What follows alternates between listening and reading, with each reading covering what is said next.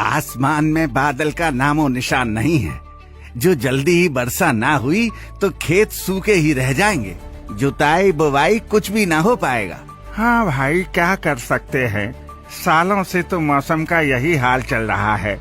कभी गर्मी ज्यादा तो कभी ठंड देर से आती है, कभी वर्षा समय से नहीं आती तो कभी गर्मी में ही बारिश से बाढ़ आ जाती है। क्या हुआ भाई लोग, क्या बात चल रही है? अरे विवेक भैया, आपको नहीं पता क्या? हम तो सूखा पड़ने की आशंका और नुकसान का सोच के चिंतित हैं। देखो, इसी से बचने के लिए मैं पिछले कई सालों से आप सबको फसल बीमा कराने के लिए बोल रहा हूँ, लेकिन आप सब मेरी बात ही नहीं मानते। भाई, प्रकृति पर हमारा नियंत्रण तो है नहीं, लेकिन बीमा लेकर हम अपने पैसों और आगे की खेती की समस्या तो कम कर ही सकते हैं। सच कहा था भैया आपने।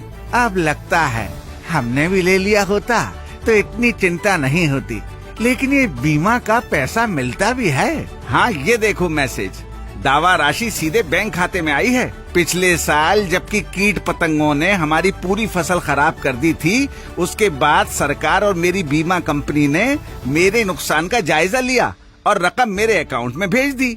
और हाँ भाइयों, अभी भी देर नहीं हुई है, आज ही प्रधानमंत्री फसल बीमा योजना में अपना पंजीकरण करा लो आप सब। पर मेरे ऊपर तो कर्जा है बैंक का, और मोहन भाई के पास खेती बड़े कम है, तो क्या हम भी बीमा ले सकते हैं? हाँ भाई, ये बीमा बड़े छोटे ऋणी गैर ऋणी सबके लिए है और बहुत आसान किश्तों पर। इसमें खरीफ पर 2%, रबी पर 1.5% और बागवानी फसल पर 5% तक देना होता है। और कई राज्य सरकारें तो बीमा का पूरा प्रीमियम स्वयं दे रही हैं। नमस्ते। नमस्ते कृषि रक्षक जी।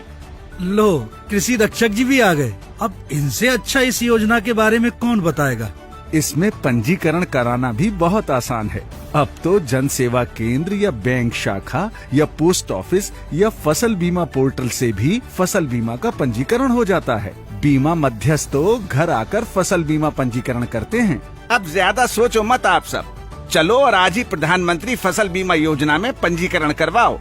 कुछ और जानकारी चाहिए तो वहाँ भी आपको मिल जाएगी। चलो भैया, हम आज ही प्रधानमंत्री फसल बीमा योजना में अपना पंजीकरण करवाएंगे और अपनी खेती को सुरक्षा कवच पहनाएंगे। फसल बीमा कराओ, सुरक्षा कवच पाओ।